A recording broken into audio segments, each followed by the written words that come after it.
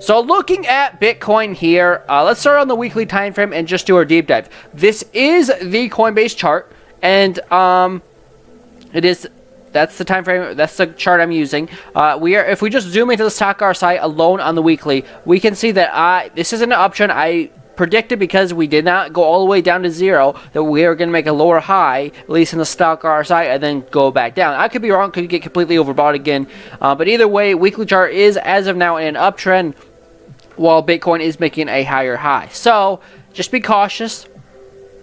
The 3-day chart for Bitcoin right now is overbought, and that is finally covering to the downside on the stock RSI. You still have about 2 days left in that candle, and the daily chart is making a higher low. So really, the daily and under is what I'm focused on today. The daily chart, this is what we call a rising wedge pattern.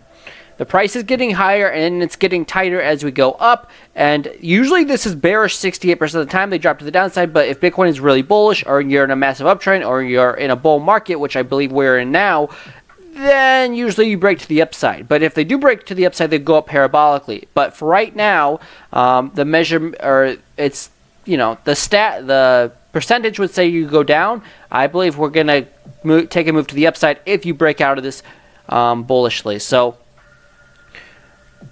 this would be a pretty big measure move. So you take it from the neckline, which is up here, all the way back down to the last real local low. I would say that the last major local low on the daily was $40,168. If you break out to the upside, your measure move for Bitcoin is $79,000. But if you break to the downside, then you would come back to where you started this pattern from, which is around that $38,000 level or $40,000 level for Bitcoin. So that's what we're looking at. If this breaks to the upside, we could see a new all-time high for Bitcoin later this year, which is very likely possible. You came back to the bottom of the pattern on the rising wedge, and so that's a good sign for a move to the upside. The 12-hour chart made a higher low. That's a really good move for a measure move to the upside, and it suggests we go to that target of $79,000. So you can see you came back to the bottom. You went sideways slightly down, and you came to the bottom of the pattern, and now you could get a move back to the top of the pattern. Or you could just break out. So we'll see what happens. If the 12-hour chart, 12-hour chart still looks good to me. The 6-hour chart is now making a lower high, though, as you can see on the stock RSI. The 8-hour still has a lot of gas. The 4-hour chart for Bitcoin is bearish. The 2-hour chart for Bitcoin is bearish. The 1-hour chart also made a lower high. So again, be cautious. For right now, you're starting to break out to the upside.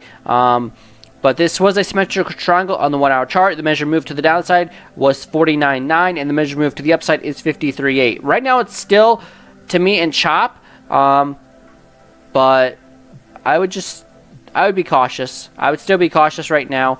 If I want to be really bullish, I want to see you break the 200 simple moving average on the 1-hour chart, which is right now at 52,000, we'll call it. If you break 52,000, I will say that we are going to probably hit 53.8. Until you break 52K, I would just be very cautious, because it is the weekend. There's a lot of chop on the weekend, and yeah, so 52,000 is really a key level to break above, for me at least, based on what I'm looking at.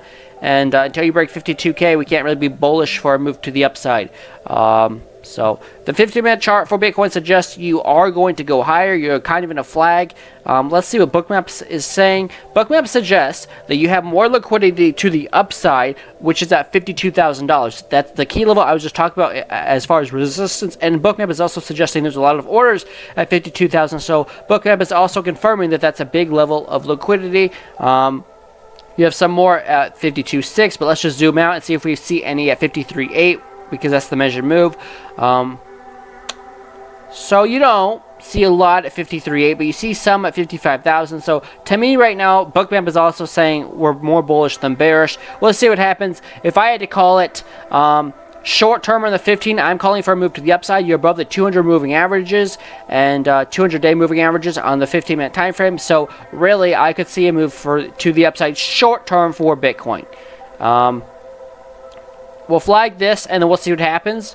But you could say, and just keep it simple, as long as Bitcoin stays above 51,343, above the 200-day moving average on the 15-minute time frame, there's no reason that Bitcoin can't get above 52,000. So the 15-minute time frame suggests that you could get to 52,250, and so the 15-minute time frame right now could save the day and get you to be bullish on the 1 hour. So the smaller time frames have to be bullish in order for you to be bullish on the higher time frames.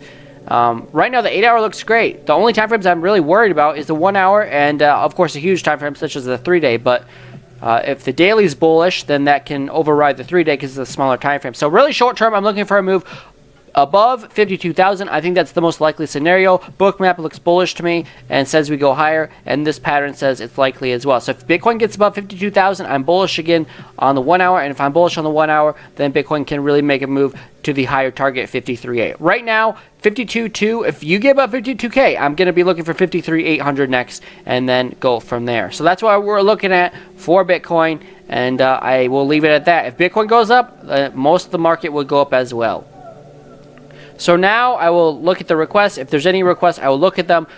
So we have 2 people watching on YouTube. So let me see if I see any more requests on TikTok. See who requested it first. So we have 2 requests on TikTok, and then we will look at what the requests were on YouTube. So, all right. So MXM and Jasmine at $5 by December. Well, I don't know about $5. They added a lot of more coins into circulation since the price was at $5, so I don't think that's a realistic target. But let's go look at XEP and see if that's chartable. That is XEP. Alright, so XEP on the weekly.